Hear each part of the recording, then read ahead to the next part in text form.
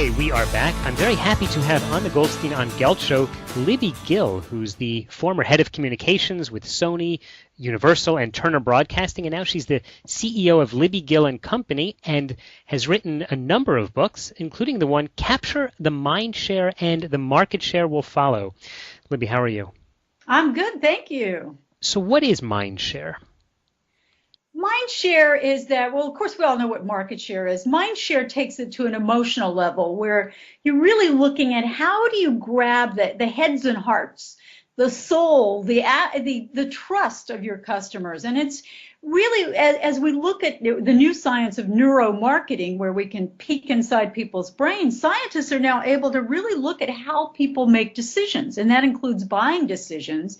And they're seeing that it's much more about feelings than it is about logic.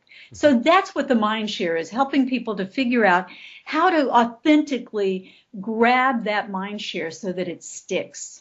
Isn't that just kind of the same thing as making them like you? Well, it's making them, well, like certainly comes, like, you can like somebody but not necessarily trust them. This is really liking you, trusting you. Also, even before that, knowing that you're out there, finding that ideal client, understanding who your customer is and how you need to communicate. Not that you reshape everything that you do to fit somebody else, but it's really looking at what's going to speak to your core customer, what's going to speak to somebody that can avail themselves of your products and services for not just one time, but for the long haul. And that's really how you create that long-term brand loyalty.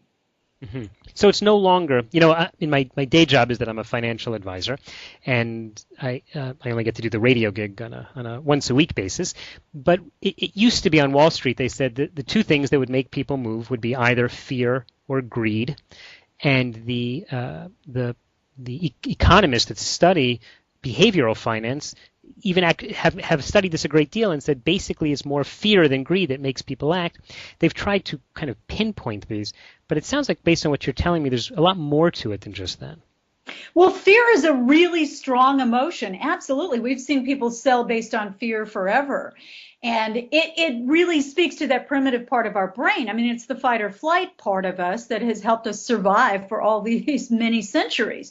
So, of course, people do play to that fear. But based on what you just said, Doug, people, if they like you, and I'm sure there are plenty of people that like you, but if they don't trust you, they're not going to put their money in your hands. So it is a deeper sense of that you're providing them with a sense of not just, wow, he's got the strategy to know what to do with my money, but you give me this sense that of security, of future, of family. All these things are going to be okay because I'm trusting you with my money and my livelihood. So it's a much deeper sense of that. It could be based on fear. I don't want to end up, eating cat food when I'm 90. I want to end up living a lifestyle that's similar to what I have now.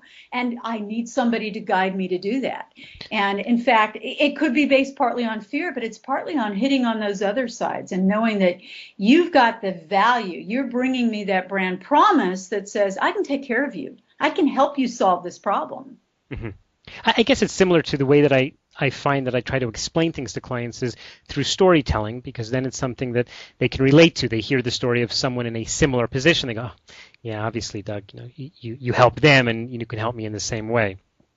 Oh, definitely. And I think one of the first parts of branding is, and my first chapter in my Capture the Mindshare book is about clarify. Not only do you have to clarify your vision when you describe your brand, but you've got to clarify the benefit to the customer in really clear and compelling language. And storytelling can often do that because you want to remember it's what you do for them. It's not just your pedigree, the initials after your name. It's not just who you are and what you've done, but it's them seeing their story in what you're telling. Ah, that's me, or that's who I don't want to be.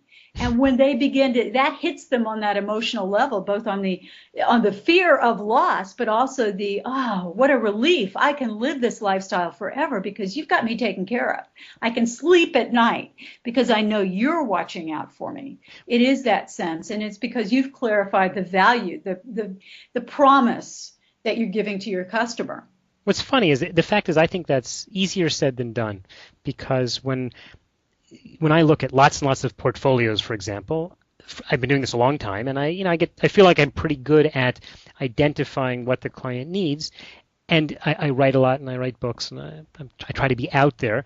But sometimes I feel that people don't understand exactly what it is that I do. And even though the technical side of it is managing the money, really what I do is a lot about listening and understanding the client situation and then just helping them to find a solution. But that's not a brand, you can't put a Nike swoosh to that. That's a real explanation that to me is clear, but I actually find that describing that to people, it can take a little longer. Well, yeah, because it's not like showing them a consumer product in a box or a package. So it does require some explanation and some trust and some time. And I think building trust with your client or your prospect is really critical. It's part of it. And I remember when I left the corporate world, I'd been a corporate employee for 20 plus years and left to start my own business without really a clue. And I will say, I've always joked that I outsourced my math. I'm not, when my kids were doing their homework, and by the time they got to fourth grade math, it was go across the street and ask Diana, because she's an engineer and she can help you. Forget mom. And so when I first sought out financial help and I had left the corporate world, published my first book, I was getting divorced. My dad had just passed away and left me a financial mess on my hands to clear up. And I was starting a business all in the same year. And I thought, wow, how am I going to possibly do all of this? And I went to a financial manager who'd been recommended to me by someone I very much trusted. So a trusted referral is critical as well. And I sat down with these folks and I explained this whole story.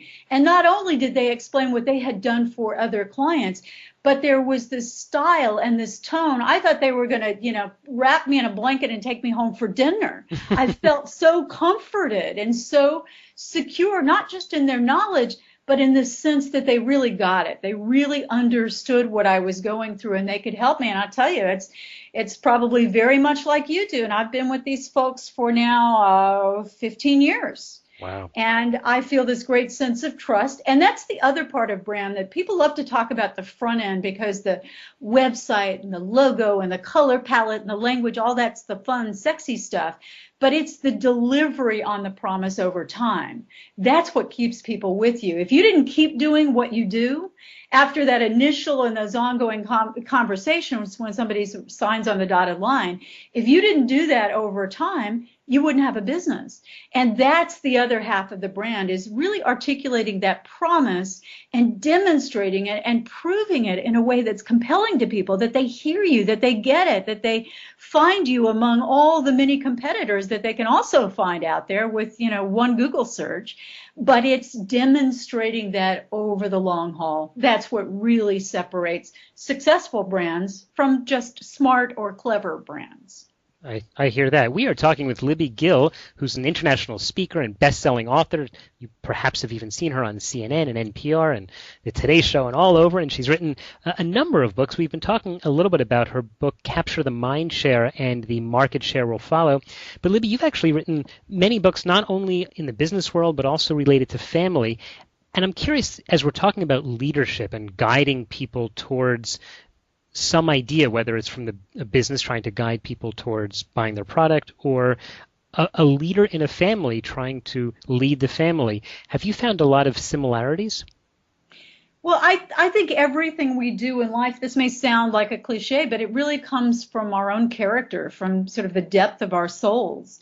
And if we are very serious about living the highest level of life that we can. And frankly, that's why I write books, Doug. I feel like writing takes me up to the next level of life because I'm looking for answers. I'm looking for new learning, new different experiences. And that's why I write. And I feel like if I'm writing about success and smart people and great research and data and all these wonderful examples and case studies that are out there, it's going to push me up. It's like boats rise with the tide. It's going to push me up to a higher level. And so I do think that sort of basic of finding your deepest level of service and leadership that you've got to offer, and that has nothing to do with the job title.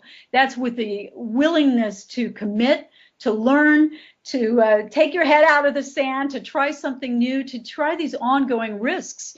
I think Eleanor Roosevelt said you should try something that scares you every day. So it's sort of living life with that sense of, I've got those butterflies, but it's a good feeling because I know I'm just kind of out on the edge, always trying something new. And for somebody, and I wrote a book, Traveling Hopefully, and also You Unstuck, about the earlier part of my life when I didn't live like that. I was sort of knocked around, not physically, but as a kid, I grew up with a lot of chaos, mental illness, divorce, alcoholism, everything you can do that's destructive within a family. Mm-hmm. And it took me a lot of years to sort of unwind all of that and figure out what's the highest and best use of myself, and really trying to give other people a sense of hope that change is possible and tools to guide them in their own process was what I decided I should do. And it took lots of different forms. And now it's as an executive coach and a consultant. And as you mentioned, I do a lot of speaking and interviews. But to me, it's really meaning it and living it and then having something to offer other people. And that requires constant education. I've got to be always sort of upping and improving my game by looking around me at people who are a lot smarter and a lot more creative and figuring out, what I can learn from them. Well, it seems like you are plenty smart and certainly plenty creative. Libby, we're just about out of time, but tell me in the last few seconds, how can people follow your work? Just go to libbygill.com, LIBBYGILL, and I'm happy to take emails. People just want to email me at libby@libbygill.com. They can sign up for my newsletter. I've got tons of free resources on my website that they are welcome to take advantage of. Okay, and we'll put a link to that on the show notes at goldsteinongelt.com. Libby Gill, thanks so much for your time. Thank you, Doug. You've been listening to the Goldstein on Gelt Show with money maven Doug Goldstein. Doug's weekly radio show is heard around the world, but if you miss it, you can download the podcast at www.goldsteinongelt.com.